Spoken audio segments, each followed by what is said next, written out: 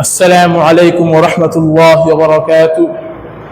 الحمد للہ رب العالمین والصلاة والسلام على شمس الہدایة والیقین وعلى آلہ واصحابہ الطاہرین رضوان اللہ تعالی علیہم اجمعین.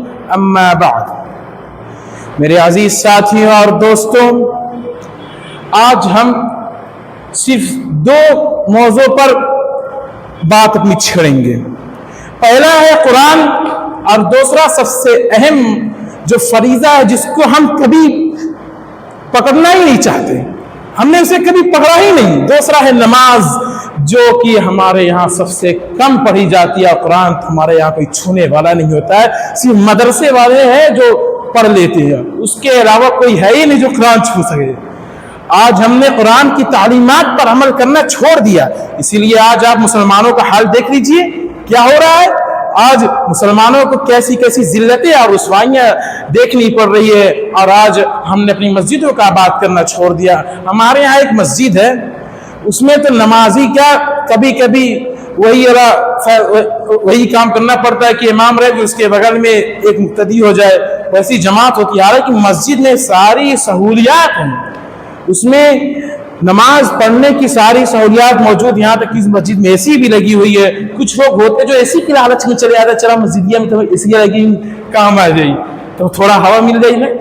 یہاں کے لوگوں کو وہاں کے پتہ نہیں کیا ہوا آج کل ہمارے مسلمان بھائیوں کی، آج ہم لوگوں نے نماز سے دوری بنا لی. نہ جانے ہمیں آگے چل کے کتنی زیادہ پریشانیوں کا سامنا کرنا پڑ سکتا ہے. اسی لیے ہم نماز کو قائم کریں، قرآن کی تلاوت کریں.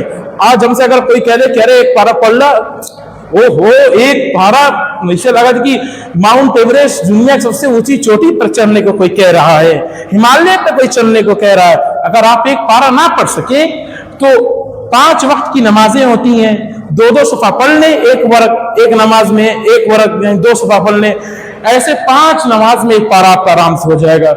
اب پھر دھیرے دھیرے آپ اس کو بڑھائیں. اب 1 ہفتے تک 2 صفحہ پڑھیں، اس کے بعد آدھا صفحہ بڑھائیں، 1.5 صفحہ ایسے کرتے ہیں. انشاءاللہ آپ کی عادت بن جائے گی اور آپ قرآن کو پڑھنے لگیں گے. اور آج کل ہمارے یہاں قرآن ہی نہیں کسی کا ختم ہو پا رہا ہے.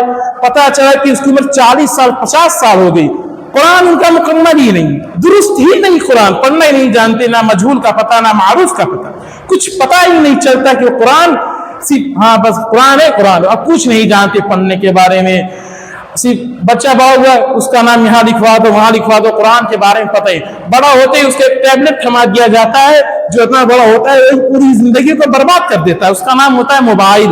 ہمارے یہاں چھوٹے چھوٹے بچے ہوتے ہیں، 2 مہینے کے 4 مہینے کے بچے ہوتے ہیں. اب وہ روئے گا اگر ماں کی گود میں چلا جائے گا نہیں چپ ہوگا، بس اس کو وہی شیطان تھما دو، ایک دم شانت ہو جائے گا. وہی دیکھے گا اس میں جو چل رہا ہے، اس کا دماغ اسی میں رہے گا. اب وہ اسی میں جو کرے گا سرے گا.